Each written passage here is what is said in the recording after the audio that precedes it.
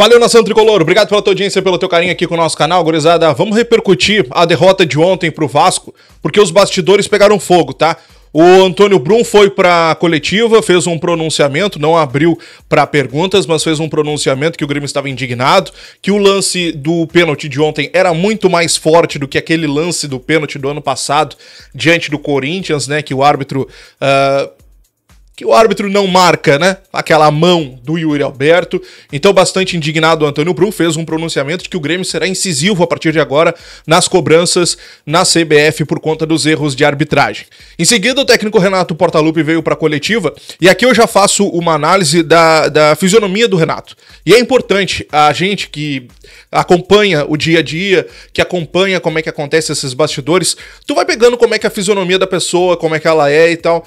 E o Renato ontem ele me pareceu bem desanimado, já é a segunda. Contra o Ashpato na coletiva eu achei ele bem desanimado, ontem mais uma vez achei ele bem cabisbaixo, e tá me chamando a atenção esse desânimo do Renato. É um ponto importante pra gente avaliar, pode ser um dia não, pode ser uma semana conturbada, o Renato pode ter seus problemas pessoais, enfim, a gente coloca tudo isso porque ser humano é ser humano, a gente sabe como é que funciona, mas a gente parte desse princípio pra analisar algumas questões.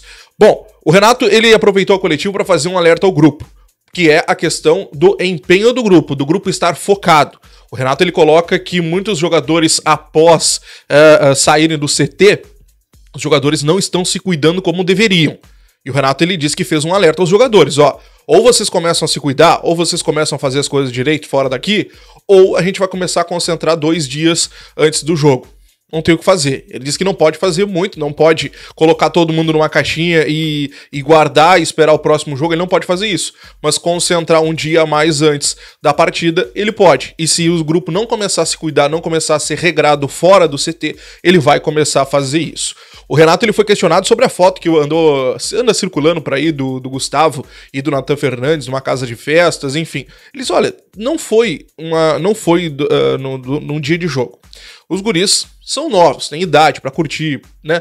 Se eles entregarem dentro de campo e fazer o seu trabalho normalmente, tá tudo tranquilo, os guris têm idade pra curtir e tudo mais. Eles cumprindo com o trabalho deles, a mim não interessa o que acontece lá fora.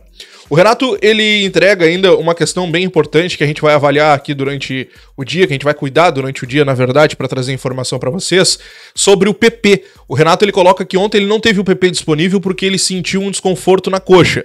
Nessa segunda-feira ele deve passar por exames para ver a gravidade desse problema, se é um problema somente de um desconforto e não passa disso, ou se tem uma lesão mais séria quanto a isso. Então, nessa segunda-feira o PP vai passar por exames e eu vou te trazer aqui no nosso canal nas próximas horas esse diagnóstico do PP então, tá, gente?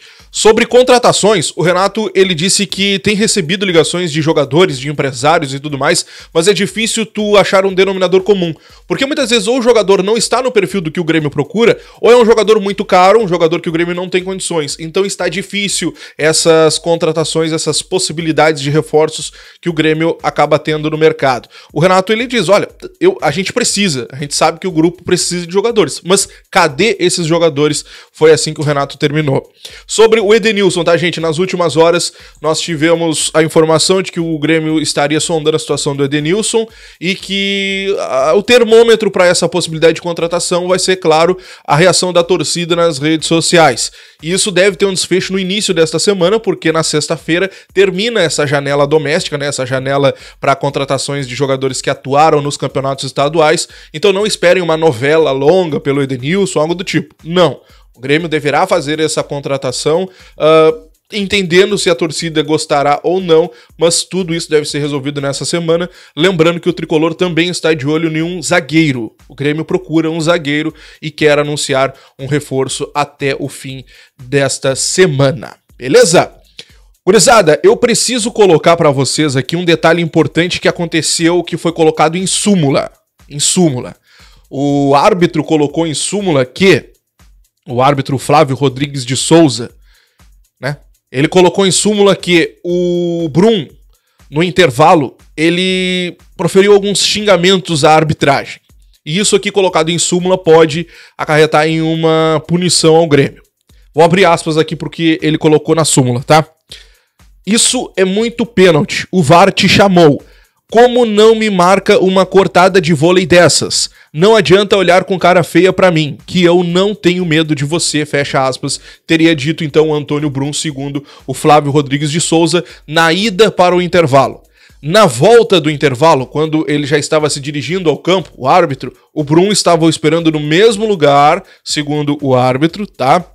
E que inclusive o Brum começou a gritar vergonha, vergonha sobre a não marcação do pênalti, e segundo o árbitro em súmula, precisou a necessidade de intervenção policial para segurar o Antônio Brum.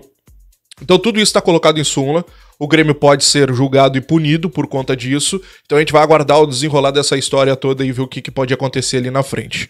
Bom, pra gente encerrar, gurizada, o Marquezin, ele está um pouco incomodado com as críticas. Ontem ele foi questionado mais uma vez sobre os gols que ele vem tomando. Segundo o Marquezin, essa dificuldade pelo lado esquerdo chega a ser ridícula, esses comentários. Ele disse que tem que ver onde entra a bola, se entra no meio, se não.